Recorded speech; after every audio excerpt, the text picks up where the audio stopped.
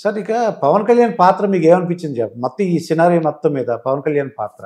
నేను చాలాసార్లు చెప్పాను, పవన్ కళ్యాణ్ గారు బాగా జనంలో ఆకర్షణ ఉన్నటువంటి గొప్ప నటుడు, ఒక స్టార్.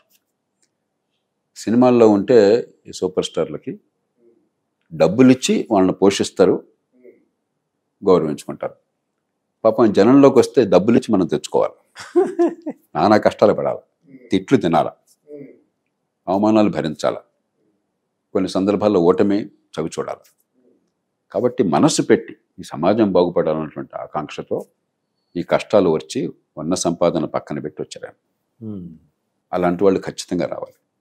నేను పవన్ కళ్యాణ్ గారితో కలిసినప్పుడు చెప్తుంటాను, మన ఎన్నికల వ్యవస్థలో 2 పార్టీలు బలంగా పాతుకుపోయినప్పుడు 3వ పార్టీకి అంత తేలిగ్గా ఆధారం రాదు. కాబట్టి దీర్ఘకాల పోరాటంగా భావించాలి, ఎవరి నెగ్గరని కాకుండా వ్యవస్థను మార్చినట్లానే.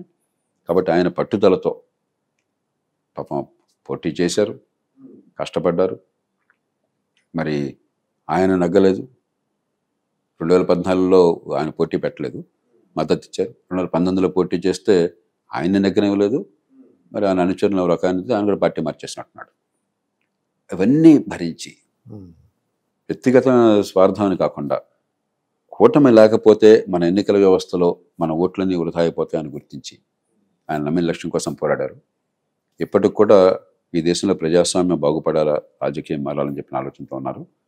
కాబట్టి దానికి ఒక అవకాశం వచ్చింది. దీర్ఘకాల ప్రయత్నం చేసినట్టయితే ఖచ్చితంగా రాజకీయాన్ని మార్చడంలో, ప్రజలకి ప్రజాస్వామ్యం అర్థమయ్యేట్టు చేయడంలో ఆయన పాత్ర కీలకమైనదిగా ఉంటుంది. కాబట్టి పూర్తిగా శుభాకాంక్షలు తెలియజేస్తూ ఆయన వల్ల మంచి జరగాలని, మరి కీర్తి పొందాలని కోరుతున్నాను. ఫ్యూచర్లో ఏంటంటే ఆయన సీఎం అవ్వాలని అంటే వాళ్ళ అభిమానుల కోరికండి. ఫ్యూచర్లో అవకాశం ఉంది. అందుకనే ఏ పదవైనా సరే ప్రజలు కోరుకుంటే ఎవరికైనా అర్హత ఉంది. కాబట్టి పదవులు పెద్ద ముఖ్యం కాదు, అది శాశ్వతం కాదు. మనం నిజమైన మార్పుని తీసుకురావాలి. పదవొక్కటే మనకి లక్ష్యం కావడం. ఇప్పుడు పదవుల్లో ఉండి అద్భుతంగా రాణించిన వాళ్ళు ఉన్నారు.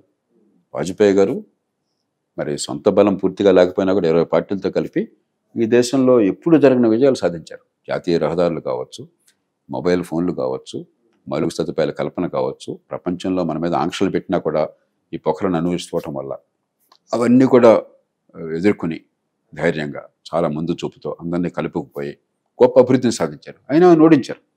ఆయన ఓడిస్తే ఆయన బాధపడలా. నేను ఓడిపోవచ్చు, మా పార్టీ ఓడిపోయిండొచ్చు, ఇది ప్రజాస్వామ్య విజయం, ఈ దేశానికి విజయం అన్నాడు. అది అంతే. కాబట్టి పదవి శాశ్వతం కాదు. అలాగే పదవి లేకుండా దేశాలను మార్చిన వాళ్ళు చాలామంది ఉన్నారు. పదవులుండి దరిద్రులైన వాళ్ళు చాలామంది ఉన్నారు. ఈడీ అమీన్ ఒక 10 ఏళ్ల పాటు రాజ్యం చేశాడు వాడు అక్కడ యుగాండాలో. ఎవడో వాడిని గురించి గొప్పగా చెప్పుకోరు. కాబట్టి పదవులు వస్తే తప్పకుండా, కానీ అంతకంటే ముఖ్యం మీ పాత్ర సమాజాన్ని మంచి మార్గాన్ని నడిపించడంలో, చరిత్రను మలుపు తిప్పడంలో ఏ పాత్ర ఉందని చెప్పినది. అలాంటి పాత్రని ఈ పెద్దలంతా తీసుకుంటారన్న విశ్వాసం నాకున్నది. పవన్ కళ్యాణ్ పాత్ర ఎలా ఉందంటారు మీరు చూసినంత వరకు? ఈ పవన్ కళ్యాణ్ ఇప్పుడు కేంద్రంలో కూడా సక్సెస్ అయ్యారు. కేంద్రంలో కూడా వీళ్ళ అవసరం వచ్చిందండి, కూటమి అవసరం. మన ఆంధ్రప్రదేశ్లో ఉన్నట్టు కూటమి అవసరం వచ్చింది.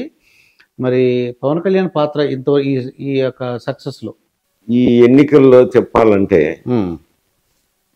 అటు కూటమి గెలుపుకు ప్రధాన కారకుడు అంటే కనుక పవన్ కళ్యాణ్ అని చెప్పక తప్పదు. ఎందుకంటున్నానంటే ఆయన ముందు అవహేళన చేసినారు, ఆయన ఫ్యామిలీ మ్యాటర్స్ మాట్లాడి రెచ్చగొట్టినారు, 2 చోట్ల ఓడిపోయేవన్నారు, రకరకాల అడ్వర్స్ కామెంట్ చేశారు. ఒక పార్టీ నాయకుడిని ఆ మాదిరి మాట్లాడినారు. ఆయన కూడా ఒక ధ్యేయం పెట్టుకున్నాడు, ఏమి వైఎస్ఆర్సీపీని ఓడించాలా అని. ఆ సీట్లు తెలుగుదేశం పార్టీ ఎన్ని సీట్లు ఇచ్చా అన్ని సీట్లే తీసుకున్నాడు. తక్కువ ఇచ్చినా కానీ తీసుకున్నారు. దీనివల్ల ఏమైందంటే కాపు సామాజిక వర్గం ఏం ఒకడు ఎవరో నాయకుడు అయితే అంటే ఏమైనా మాట్లాడాలా అని చెప్పి కాపు సామాజిక వర్గం ఒకటైంది. ఆయన జనసేన పార్టీకి ర్యాలీ అయింది అనేసరికి తూర్పు కాపులైతేనేమి, రాయలసీమలో ఉండి బలిజ సామాజిక వర్గం అయితేనేమి అంతా కూటమికి ఓట్లేసింది. అంటే ఒక విధంగా చూస్తే కూటమి గెలుపుకు ఈయనే కారణమైనారు. ఎలాంటి కిరికిరలు చేయడం కానీ, నాకు సీట్లు తక్కువ ఇచ్చినారని బాధపడ్డం కానీ, నాకు 4 సీట్లు తక్కువైనా కానీ నేను వైఎస్ఆర్సీపీ వ్యతిరేక ఓటు చిరనివ్వనే ధ్యేయం మీదనే ఆయన పనిచేసినాడు.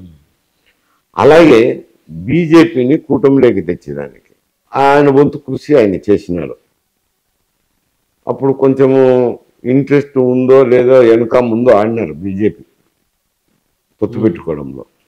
తుదకు అల్టిమేట్గా పొత్తులోకి వచ్చినారు. దానివల్ల పెద్ద ఓటు పెరిగింది ఏం లేదు, కానీ రాయలసీమలో కొన్ని చోట్ల ఇబ్బంది అయితే జరిగింది బీజేపీ చేరిన దానివల్ల. కాకపోతే ఒకటేమిటానంటే బీజేపీ చేరిన దానివల్ల ఎన్నికల్లోనూ సాఫీగా సజావుగా నిష్పక్షపాతంగా జరిగేదానికి ఒక అవకాశం ఏర్పడింది. తెలుగుదేశం పార్టీ కోరుకునేది కూడా అదే. వారి కోసం కోరుకొని బీజేపీని ఒత్తిడి చేసి ఏదో చేసి చేర్చుకుంటే తుదకేమైంది, బీజేపీకి అదే వరమై కూర్చున్నది. ఆయచిత వరమే కదా, ఇష్టమో అయిష్టముతోనో వచ్చి ఏదో ఒత్తిడి తట్టుకోలేక చేరినారు కూటమిలో. సరే, ఎన్డీఏ మేనిఫెస్టో రిలీజ్ చేసేటప్పుడు కూడా తెలుగుదేశం జనసేన రిలీజ్ చేసినారు, కానీ బీజేపీ అందులో పక్కన కూర్చున్నారు అంతే. అంటే ఎంత ఇష్టంగా ఉన్నారో అది అర్థమవుతుంది. సరే, అంత ఇష్టంగానో ఏదో పవన్ కళ్యాణ్ కోసమో ఇతరుల ఒత్తిడి కోసమో చేరినారు. చేరి ఎన్డీఏ కూటమి అనే దానివల్ల ఇప్పుడేమైంది, ఆ 16 సీట్లే వాళ్ళకు ఓరమై కూర్చున్నాయి. అంటే నేను యథావత్త చెప్పేది ఏమిట్రా అంటే, ఇటు తెలుగుదేశము బెనిఫిట్ పొందింది పవన్ కళ్యాణ్ వల్ల, అటు బీజేపీ కూడా ఢిల్లీలో ప్రభుత్వం ఏర్పాటు చేసేదానికి సపోర్టు తాడాడుకోకుండా ఎత్తుకులాడుకోకుండా ఒక వరం మాదిరి పవన్ కళ్యాణ్ ఇచ్చింది. అంటే ఇద్దరు అక్కడ బీజేపీ నాయకులు కానీ ఇక్కడ తెలుగుదేశం నాయకులు కానీ ఆయనకు తగిన గౌరవం ఇవ్వాలా, సముచిత స్థానం ఇవ్వాలా, న్యాయంగా రాజకీయ పరంగా ఆలోచన చేస్తే. నేను రాజకీయ నాయకుని కాబట్టి ఆలోచన చేసినప్పుడు ఇక్కడ ఎన్డీఏ కూటమి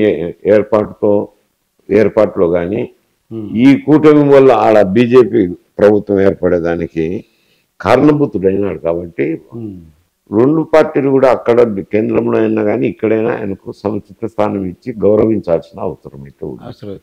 సార్, ఇప్పుడు మనకి మీరు చెప్పినట్టు బీజేపీకి తగినంత మెజార్టీ 241 వచ్చింది, మ్యాజిక్ ఫిగర్ రాలేదు.